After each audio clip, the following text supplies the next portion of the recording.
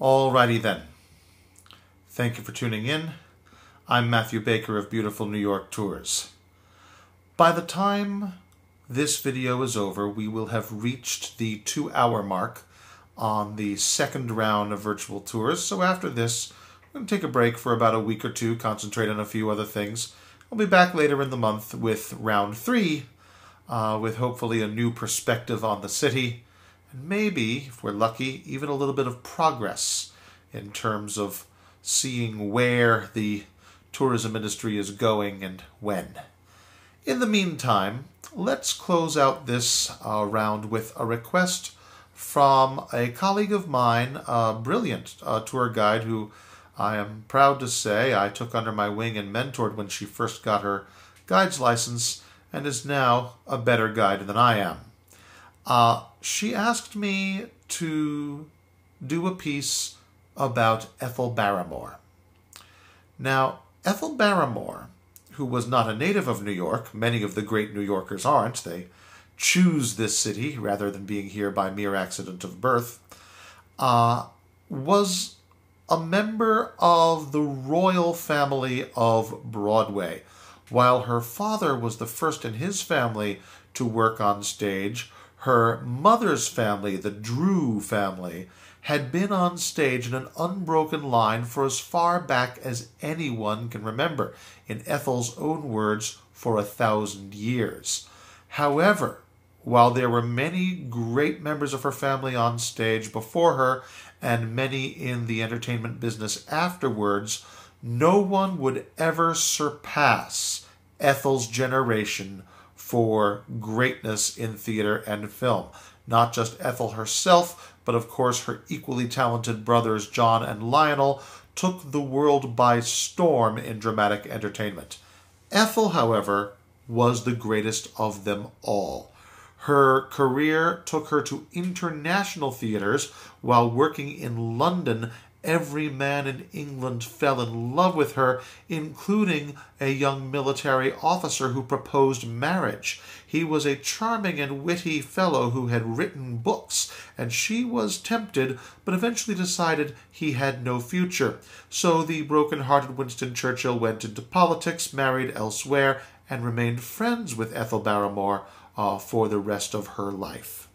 When she came back to New York, Ethel became a star on Broadway and performed in classics and contemporary plays. Like many actors today, Ethel was also interested in various socio-political causes and used her stardom as a way to get a platform.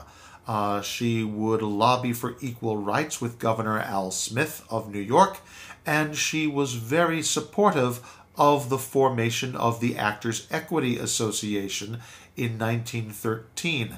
This organization, founded at the Players Club, which Ethel's uncle John Drew had helped to found. In 1919, when Actors' Equity staged its first strike against the Broadway producers, Ethel Barrymore was on the front lines along with her brothers and sisters of the profession. When she was younger than 50 years old, Ethel Barrymore became the namesake of her own Broadway theater. The Barrymore Theater on 47th Street between Broadway and 8th Avenue is named specifically for her, and she performed at her namesake theater on 5 separate occasions. The Barrymore Theater has since seen the premieres of some of the most lauded plays in the history of American theater, including A Streetcar Named Desire, A Raisin in the Sun, Wait Until Dark, Joe Turner's Come and Gone, The Sisters Rosenzweig, and The Curious Incident of the Dog in the Nighttime. It is one of the many theaters designed by the architect Herbert J. Krapp, K-R-A-P-P.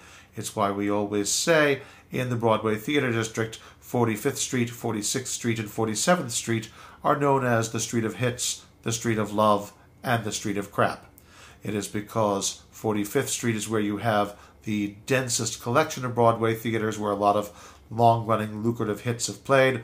46th Street is the Street of Love because it's the home of the Lunt Fontanne Theatre and the Richard Rodgers, both of which have very romantic histories among its co-stars. And 47th Street is the Street of Crap because all of the theaters on that street were designed by Herbert J. Crap. Ethel Barrymore eventually left New York for Hollywood, and that is where she died in 1959. But she continued to perform on stage, coming back to her beloved Broadway until it simply wasn't feasible for her to do so anymore.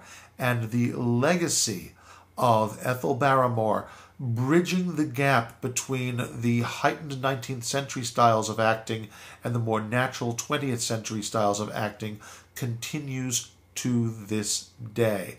Broadway theater is today the single biggest tourist attraction in New York City. More people come to New York to attend theater than anything else. And of course, just like the tourism industry, the theater industry is closed right now. So we are all looking forward to the day that it is safe for us both to reopen.